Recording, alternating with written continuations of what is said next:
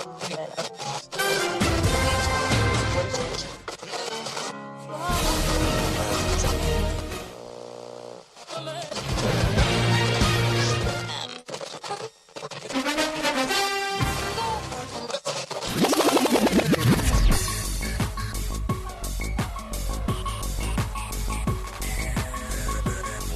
your headphones and pour your favorite beverage. It's time for the Kickin or Stickin Fantasy Football Podcast.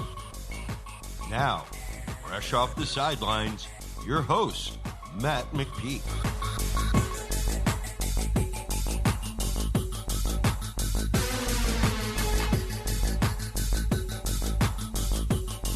Fantasy freaks and geeks, what is up? Welcome to the Kickin or Stickin Fantasy Football Podcast. I am the host, Matt McPeak. Thank you very much for tuning in this week. We're going to be talking about nothing but quarterbacks tonight, quarterbacks of 2020. We're going to look at the ADP of these guys, talk about who's going too high, who's going too low. We'll figure out where the most value is. Then we're going to look at some of these future bets on quarterback props, over-under on passing yards, touchdown passes, and some rushing props. So let's get started with these quarterback ADPs for 2020. So to me, the biggest thing when drafting quarterbacks is making sure you know the scoring system. Is it 4 points or is it 6 points for a passing touchdown? Is it a point for every 20 yards or a point for every 25 yards, passing yards? May seem like it's really not that big of a deal, but those points add up when you're talking about the course of a 16-game season. Also, bonus points for long touchdown passes, depending on what that threshold is for how many yards it has to be considered a long touchdown pass. Usually it's like 40 or 50 yards, but sometimes maybe in a weird league where the commissioner sets it at maybe 30 yards. I think that can make a big difference too if you have one of these guys like Josh Allen comes to mind. His value goes up big time because although he hasn't been all that accurate with those deep balls so far in his short career, I think that's going to change this year with Stephon Diggs. So I think you have to have a pulse on your league as far as how many quarterbacks are going to get drafted altogether. Is every team going to have two quarterbacks? Is the consensus of the league to wait on quarterbacks, or are you going to see a lot of guys going in the first couple rounds? When that first run on quarterbacks is going to start after Mahomes and Jackson are drafted. Every single year there's startable quarterbacks in the back half of the draft. You can always get by playing the matchups week to week, add a guy for a few weeks here, maybe pick a handful of defenses that you want to kind of target. Play whatever quarterbacks on the waiver wire. Play the matchup game. Quarterback is probably the easiest position to do that. Tight ends, another one. Or you can take advantage of other routes and go after one of those top tier guys. I get it. The headache of streaming is a pain in the ass to a lot of people. So if you want to take Mahomes or Lamar Jackson early, and just know that you're going to have one of the best quarterbacks in the league, I can't blame you. But I've never been one to really do that. I had Lamar Jackson in 3 or 4 of my leagues last year, but I got him in the 9th or 10th round, whatever it was. So as expected, Patrick Mahomes and Lamar Jackson are going number 1 and 2. No surprise at all. Mahomes is the best quarterback in the league, and the Chiefs have a ridiculous offense that just got even more explosive with Clyde Edwards-Helaire, Tyreek Hill, and Travis Kelce, with Mahomes' ability to make literally any throw from any spot on the field. You can sit in coverage, or you can play man against him. You can blitz him. It really doesn't matter. He's going to eat you up. Lamar Jackson is the defending MVP. His offense got even more explosive this year as well. With the rookies that they drafted, they got another running back that's going to keep the running game rolling. The Ravens set the record for the most team rushing yards last year, mainly because of Lamar Jackson's 1,200 rushing yards himself. There's this idea out there that defenses are going to figure him out, and they're going to figure out this Ravens offense. If you've listened to this show at all and you've heard my takes on Lamar Jackson, you know that I think that's ridiculous. I don't think the Ravens' offense is one that you can scheme against. Lamar Jackson is just a better athlete than everyone on the field. You can spy him, you can rush him, you can sit back in the zone. He's going to get his rushing yards. And with the explosive players that they have on the outside, they're going to hit you for some deep passes as well. I think the only way you can stop him is him getting hurt. So again, I'm not going to blame you for taking Lamar Jackson in non-PPR leagues. I think Jackson going at the end of the second round is kind of a steal. He was basically a top 5 quarterback and a top 6 running back in one player last year. The next group of quarterbacks is from about 45 overall to 53 overall. So you're talking the end of the 4th round in 12-team leagues, beginning of the 5th round in 10-team leagues. There's 4 guys going in that range. You got Kyler Murray, Dak Prescott, Russell Wilson, and Deshaun Watson. All 4 guys have massive upside. Kyler Murray has just as much rushing upside as Lamar Jackson does. His offense got a massive upgrade with the addition of DeAndre Hopkins this offseason, one of the best wide receivers in the league. I think the Arizona O-line is going to be much improved. Murray should definitely take that next step, but I'm going to pass on Kyler Murray. I'm going to take an RB or a wide receiver there in the 5th round. I think there's so much depth, especially wide receiver in the 5th to 8th round. So I'm going to wait on quarterback, but again, I can't blame you for taking this dude if you're somebody that really believes in him, especially looking at his rushing upside and seeing what Lamar did last year. But again, I'm going to wait. The next guy, Dak Prescott, is another guy that, although he has crazy upside now with this set of wide receivers, he's got CeeDee Lamb, Michael Gallup, Amari Cooper. Dak finished with 4,900 passing yards and 30 touchdowns last year. I don't see any reasons why he can't have another good year, especially with Jason Garrett gone. So, again, another guy, can't blame you if you want to draft him there in the 6th round. Russell Wilson is always in the top 10 this year. He could end up throwing the ball a little more than we're used to seeing between the situation of the running back, the injuries, and Russ is saying publicly that he wants the offense to be a little more pass-heavy. I can see Wilson finishing in the top 5 quarterbacks easy. Then you got Deshaun Watson, who may be getting a little overlooked here because, to me, he's the guy out of this group that I want to take, especially if he's going to be going last in this group. If you can get Deshaun Watson as the 7th overall quarterback, I think that's great value. I think he's going to have the most complete wide receiver group that he's ever had in 2020. Yes, he just lost DeAndre Hopkins, but he's got 3 legit options now with Kenny Stills, Will Fuller, and Brandon Cooks. I think the running game will be about the same as it was last year. I don't see David Johnson making a huge difference, and if anything, I think we're going to see a lot more production in the passing game out of these Texan running backs than we do in the rushing portion of offense. It's kind of a weird way to put it. Sorry about that. Which is all gravy for Deshaun Watson. You know, it doesn't really matter who he's throwing the ball to as long as the guys are catching it and bringing the ball upfield. So at his ADP, as far as quarterback goes, I think Watson will easily outperform that. I think he's going to finish in the top 5, no problem.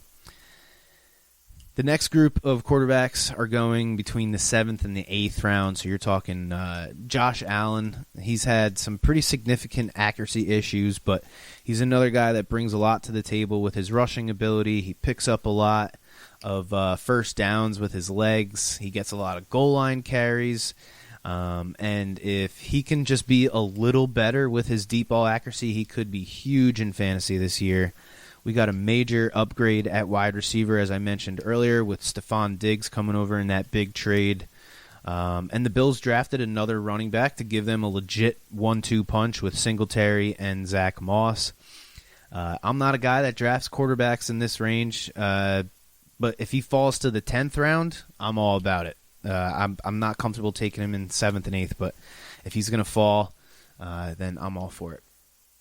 Then you got Aaron Rodgers, who did not have his best season last year. We saw the Packers run the ball more than we've been used to. I don't think Rodgers is going to come out and light it up in the beginning of the season because he's probably still pretty pissed about the Jordan Luck pick in the first round.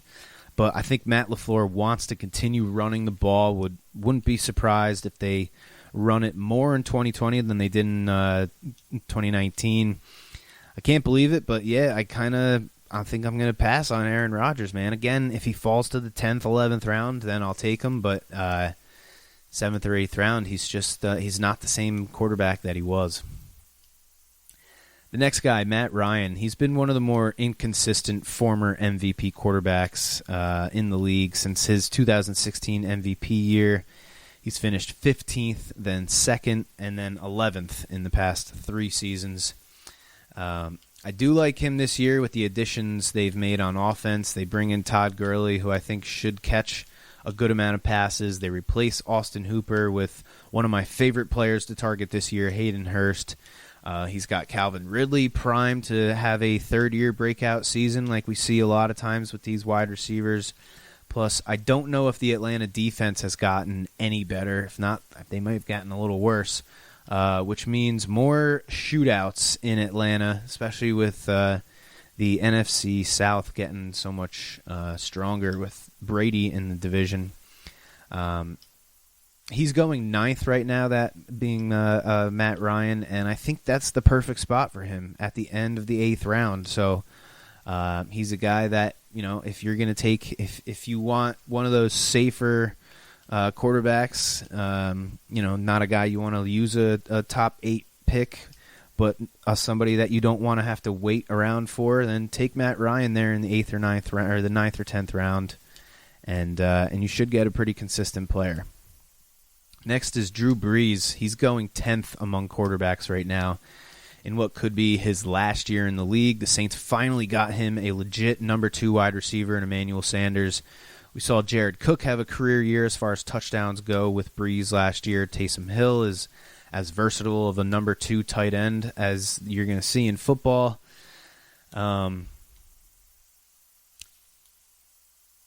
And Alvin Kamara should have a bounce-back year if he can stay healthy after an ankle injury kind of hampered his season last year. Brees had one of his worst fantasy seasons last year, finishing as the number 22 quarterback. I don't think we see that again. I think he cracks the top 16 at least. Maybe he's not a start every week kind of quarterback, but he's definitely going to have plenty of weeks where he's got some good numbers. Next is Carson Wentz. Has to be one of the more frustrating fantasy quarterbacks because, he's just so talented. But, we saw it in that Eagles Super Bowl year. But unfortunately, his problem has just been staying healthy. He finally stayed healthy last year, but his entire receiving core did not. They absolutely fell apart. The Eagles' top 3 players in receiving yards were Zach Ertz, Dallas Goedert, and Miles Sanders, 2 tight ends and a running back. That is not where you want to be in the leaders among passing yards category. They drafted Jalen Reagor with their first-round pick this year to give them some other options at wide receiver with Alshon Jeffrey to start the year on the PUP list, and who knows what the hell's going to happen with Deshaun Jackson. If he can stay healthy, I think Wentz is a steal in the middle of the 9th round. With almost nothing at wide receiver last year, Wentz still finished as the number 9 quarterback. So I think if he can get more than whatever it was, 2-3 games out of Deshaun Jackson, and if Jalen Reagor can be a productive rookie, doesn't have to come in and be an all-star, but if he can be productive, I think Ertz is a shoo-in for a top 12 quarterback. Next is Tom Brady, rounding out the top 12. I think he could also be a steal at 97th overall. Some people are saying he's going to have the best wide receiving core that he's ever had this season. I think Randy Moss, Wes Welker, and the rest of the 2017 might have something to say about that, but there's no doubt he has some serious talent around him in Tampa Bay. Between the pair of wide receivers and that trio of tight ends, including Gronk, fresh off that year off from football, plus the defense was quietly one of the better defenses in the league last year. They allowed the fewest rushing yards in 2019. 13 and 14 are Daniel Jones and Baker Mayfield, 2 pretty interesting guys, 2 former first-round picks. with a lot of talent around them. Baker has the stronger supporting cast with Odell and Landry outside, the newly acquired Austin Hooper at tight end, one of the best pairs of running backs in the league. The Browns' new head coach is definitely going to want to run the ball, but if I had to pick between the two of them, I'm going Baker Mayfield. The Browns they've got a lot of hype over the past 2 years, but I think this is the best team that they've had in a long time. Matthew Stafford is going 106th overall right now, and yes, he had an injury last year, missed about half the season, but for the most part, he's been a pretty durable quarterback, 8 straight years with 16 games started before last season. He had 3 straight top 10 fantasy finishes from 2015 to 2017.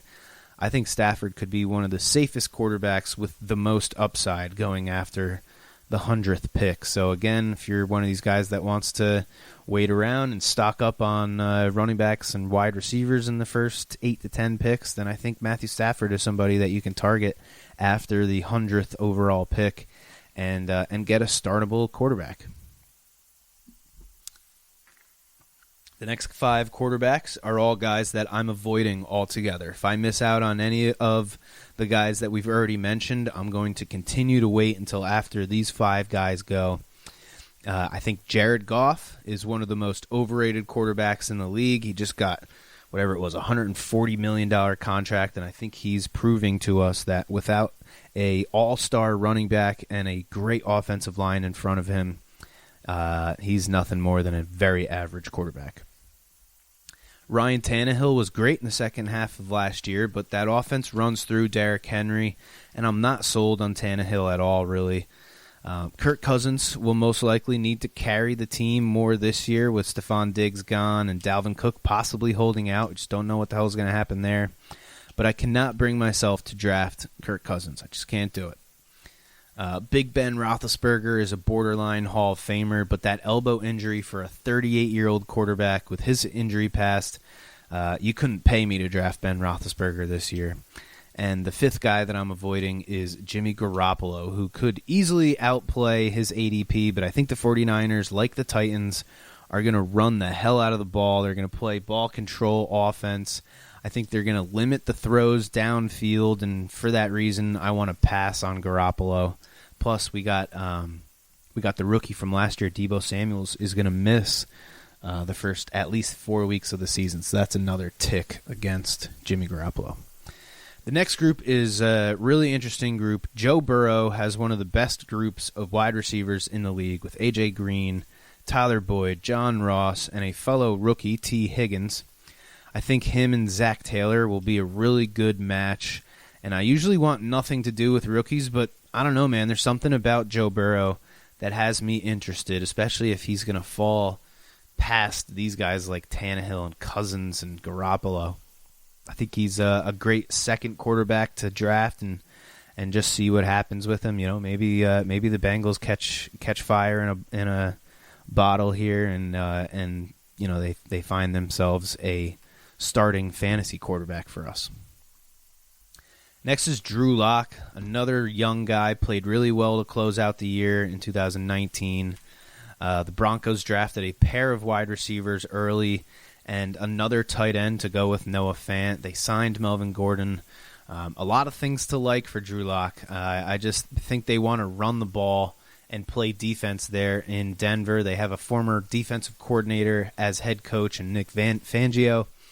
If I'm waiting at quarterback, this is not a guy I want as my starter. But again, if you're someone who wants to draft 2 quarterbacks, I think Locke is a pretty good backup, someone with decent upside that you can, throw at the end of your bench, give a couple weeks, and see what happens with him. Phillip Rivers is the next guy going. I'm excited about him, man. I think we see him have a bounce-back year in 2020. He's going to be playing behind probably the best offensive line that he's ever had. He's going to have a damn good set of running backs with a top draft pick, Jonathan Williams, Marlon Mack, and Naheem Hines. He's got a good pair of tight ends with Jack Doyle and Trey Burton, and Phillip Rivers has shown us over the years that he can make it work with a good tight end. I know T.Y. Hilton has been hurt a lot over the past few years, but they also drafted another wide receiver in Michael Pittman. But the biggest thing for me is the head coach there in Indianapolis, Frank Reich. He's going to get whatever is left out of Phillip Rivers. I think Reich was one of the biggest things that made Phillip want to sign with the Colts. I think he sees Reich as one of the better quarterback coaches in the league as well. So I'm excited about Phillip Rivers, and if I'm gonna wait on quarterback, he is one of the guys that I'm gonna be targeting at the end of the draft. The next guy is Sam Darnold. Had a rough sophomore season last year, but the Jets have made a bunch of changes to the offense. They've brought in almost an entirely new offensive line, and they used their first-round pick on a left tackle. So they heavily invested in the offensive line this year, something that was a huge problem last year. They also drafted a wide receiver, Denzel Mims. I think they have a pretty solid group of pass catchers with Jamison Crowder and Rashad Perriman running those deep routes, and Chris Herndon as a tight end / slot receiver. And then, of course, Le'Veon Bell, who I think will, with a real offensive line, I think he can be good this year, man. I think he can catch a lot of passes from Darnold, and with a good offensive line, he can run the ball. Maybe that's the Jet fan in me, but as the 28th quarterback taken, he's worth a 15th round pick. Again, another guy you can take at the end of the draft and give a couple weeks and see what happens. Maybe you end up with a solid quarterback. And last but not least is Gardner Minshew. He played well as a rookie last year in relief for Nick Foles. The Jags traded Nick Foles away for a 4th round pick because they're obviously confident in Gardner Minshew. They have an offensive line that is returning all 5 starters from last year, which I think is going to be huge this season with the lack of training camp and no preseason. They declined Leonard Fournette's 5th-year option, so I think they're going to just run him into the ground. And I think they have one of the more underrated receiving cores as well, with DJ Shark and Dede Westbrook and this rookie wide receiver, Laviska Shenault, who I'm very high on. Very excited about him. The defense is going to be really young, which I think means a lot of shootouts. And to get this dude as the last quarterback taken in a lot of leagues, a guy that you can literally wait until the last round or two to draft, I'm all in for Gardner Minshew at the end of the draft. So there's my take on the quarterback position this year. A lot of guys you can wait on and get good enough play for them at least to start the year. So let's take the rest of the show and check out some of these quarterback prop bets that I like this year. So right now, Carson Wentz, his total passing yards, and all these props are on the FanDuel Sportsbook app. I know in a lot of states it's not legal yet, but there's ways around that. I'm not going to tell you all how, but there's ways around it. Just do a little bit of research. Just Google it. Carson Wentz's total passing yards right now is 3899 and a half. So basically, can he get to 3,900? I'm going to say under. Okay, last year was his first 3,900 plus passing yard season. Finished with 4,039 yards. I think Wentz would have to start all 16 games to hit that 3,900 mark. I think they could have added some more talent at wide receiver. I like the pick of Jalen Reagor, but I think Wentz, Deshaun Jackson, and Alshon Jeffrey would all pretty much have to stay healthy for Wentz to hit that number, and I just don't have any confidence that that's going to happen. I've been saying it for a couple of years now. Carson Wentz plays quarterback like a linebacker. He needs to learn how to protect himself better. I think we see them run the ball a little bit more this year with Miles Sanders than we did last year, and I think the Eagle defense plays a lot better this year than they did last year, so I'm going to go with the under for Carson Wentz's total passing yards. The next guy, Aaron Rodgers, has the same amount, 3899.5. I think this number is an absolute joke. Rodgers has thrown for at least 3,900 yards in 9 of the 10 seasons that he started at least 15 games, including last year when the Packers ran the ball more than they had in each of the last 5 or 6 seasons. I'm definitely going over on Rodgers' number, and I know I had just said how I'm not interested in him as a fantasy quarterback, but just simply looking at his passing yard numbers, I think he can easily hit 3,900. So the next guy is another over that I'm going to go with, and that's Patrick Mahomes. It's set at 44.99.5 right now. He had over 5,000 yards in 2018, and then he had over 4,000 yards in only 14 games last year. So he's around 300 passing yards a game so far in his career. He needs to average basically 282 passing yards a game for 16 games in order to hit that 4,500 mark. And I think that's easy money as long as he stays healthy. I think this Chiefs offense is going to continue to roll in 2020. Next up, Tom Brady over-under is 42.24.5. His average passing yards per game has gone down in 4 consecutive years, but he was at 253 last year and would need to average only another 10 yards per game to hit that number of 42.25. I think in this new offense with Mike Evans, Chris Godwin, Gronk, O.J. Howard, Cam Brate, and playing under Bruce Arians, who is going to get Brady to throw the ball downfield a little bit more than we've used to seeing Tom Brady, I think Brady can hit 42.25 no problem. I would take the over if they had it at like 4,300 yards even. So, I'm pretty confident in the over with Tom Brady. The last over that I like is Mr. Russell Wilson.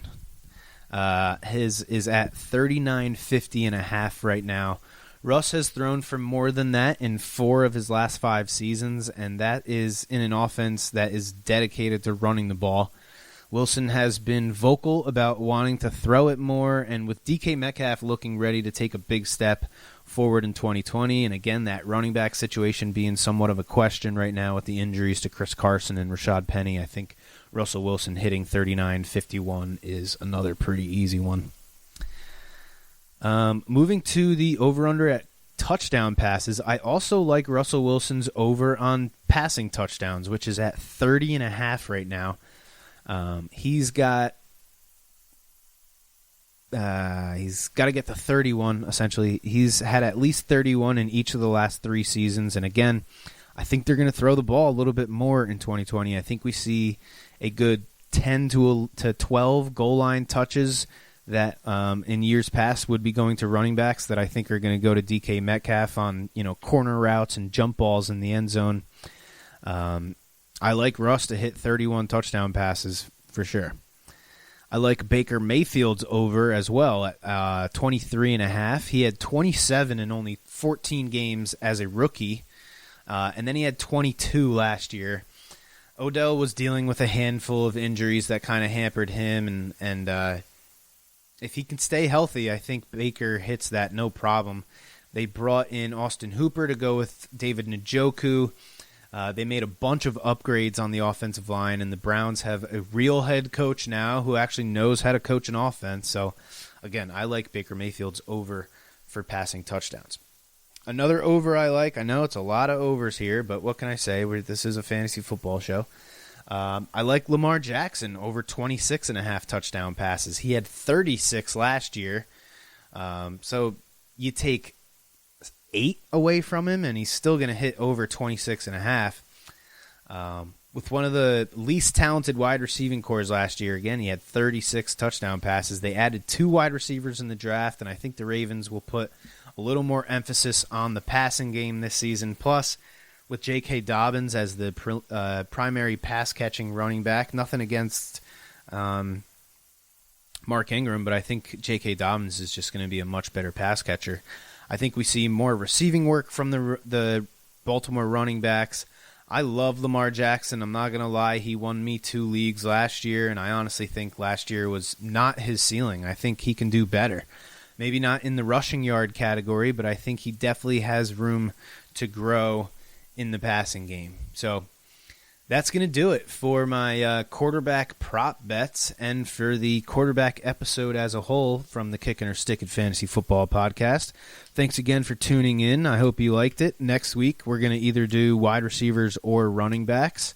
It's getting down to the wire. I know a lot of my leagues haven't had any drafts yet except for my dynasty leagues, and I'm starting to get worried because with all these college football games getting canceled, I don't know what the hell's going to happen with the NFL, so fingers crossed we still have professional football in 2020. So thanks again for tuning in. As always, may the fantasy gods be cruel to your opponents. You have been listening to the Kickin or Stickin Fantasy Football Podcast. For more great episodes and information, follow us on social media and tune in every week. Kickin or Stickin is available on Google Podcasts, iTunes, iHeartRadio, Spotify, Alexa, Reach.tv, or your favorite podcast service. Kickin or Stickin is a proud member of the HC Universal Network family of podcasts. To find out more about this and other great shows on our network, visit us online at hcuniversalnetwork.com today. Fantasy football is fun, but gambling addiction destroys lives. If you or someone you love suffers from gambling addiction, please do not be afraid to seek help. The National Council on Problem Gambling operates the National Problem Gambling Helpline Network. Contact them today at 1-800-522-4700.